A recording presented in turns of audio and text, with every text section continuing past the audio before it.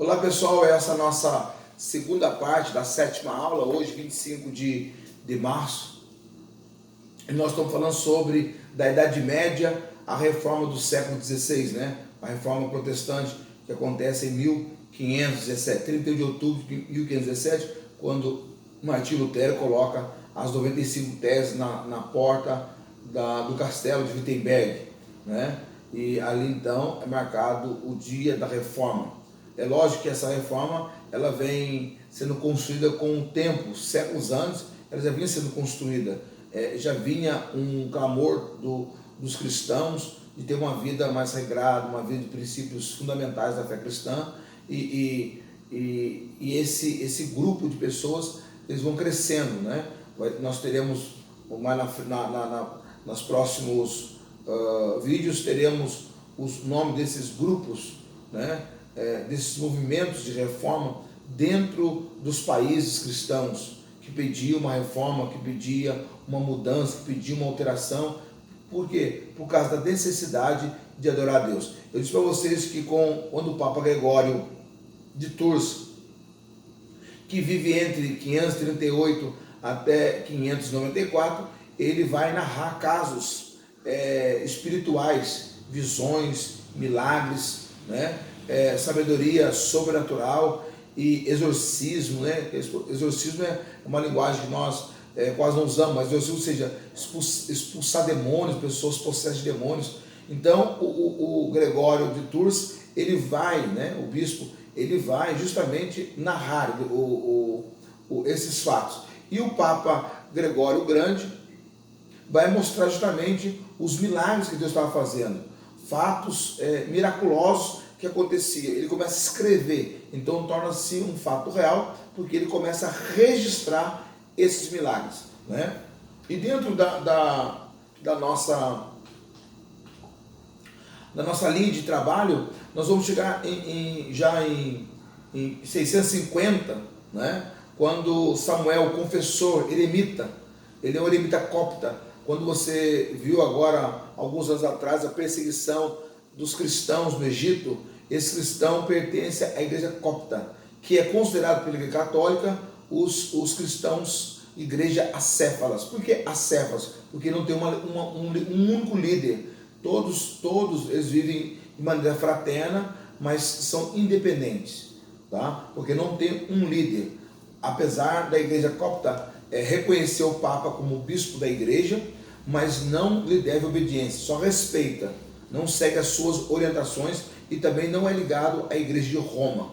Daí o nome de igreja das Céfalas. Essas igrejas ficam, na sua maioria, no Egito. E Samuel, confessor, chamado eremita copta, profeta do fim dos tempos, ele antevê o avivamento da vocação monástica, um grande número de jovens reunindo para entrar em mosteiros. Então ele tem uma visão, ele tem uma revelação divina, dizendo que o movimento do Espírito, ou seja, a renovação espiritual, não ia acontecer nas catedrais, não ia acontecer nos templos cristãos espalhados pelo mundo, mas sim ia acontecer dentro dos monastérios, dentro dos mosteiros, aonde as pessoas se propunham a se retirar, abrindo mão de riqueza, abrindo mão da sua vida diária, cotidiana, para servir a Deus dentro dos mosteiros. Então, Samuel, o confessor, ele vai ter essa revelação dizendo que o avivamento iria explodir dentro dos mosteiros, né? Em 926 acontece o avivamento do monacismo. Então aquilo que Samuel prevê em 650 acontece já no século X, em 926, quando o avivamento monástico, liderado por Odo, um abade francês, ele começa a trabalhar essa questão. Então, em todos os monastérios há um avivamento espiritual. Já no século XI, o teólogo islâmico Abu Hamid Mohamed al-Ghazali, né, que vive de 1058 a 1111, né, um pouco menos de 60 anos, ele começa a escrever o livro O Avivamento das Ciências Religiosas, que ajuda a incorporar o misticismo sufi à ortodoxia islâmica, alguns paralelos com o misticismo cristão, ou seja, ele faz uma ponte entre a mística cristã e a mística islã, porque no começo ambos viviam irmanados, sem essa intriga que nós temos hoje, perseguição, enfim, isso tem todo um contexto, nós não vamos entrar nessa questão agora, mas você pode pesquisar que no começo do Islã, os cristãos e o povo muçulmano viviam em paz, não tinha essas questões enfim, não tinha essa perseguição, não havia, tá? Mais tarde que ela vai criar essa celema e aí perpetua até hoje, passa de séculos, né?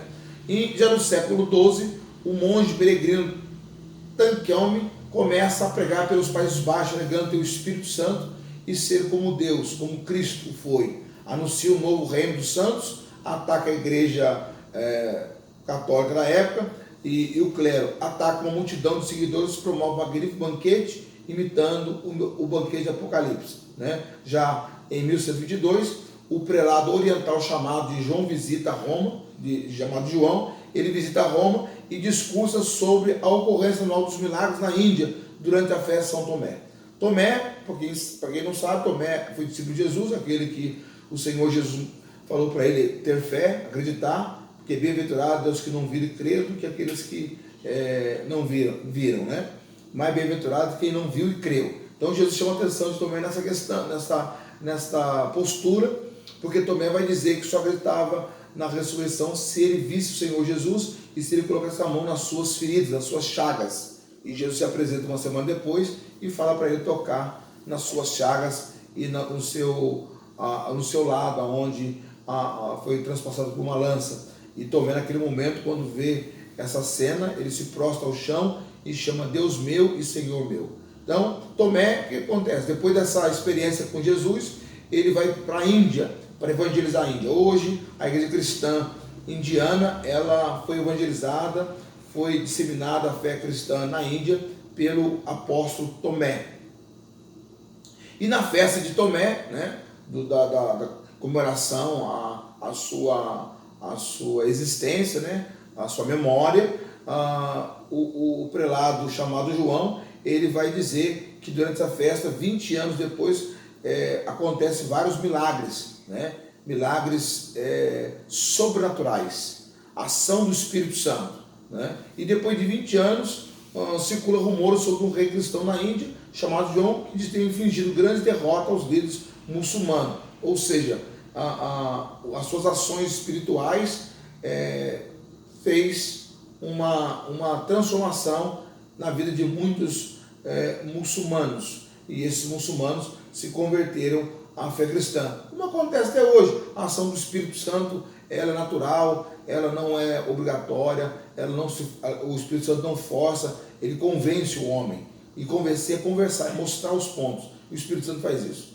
Já em 1150, algumas mulheres católicas, místicas, né, ou carismáticas, escrevem exaustivamente sobre o Espírito Santo.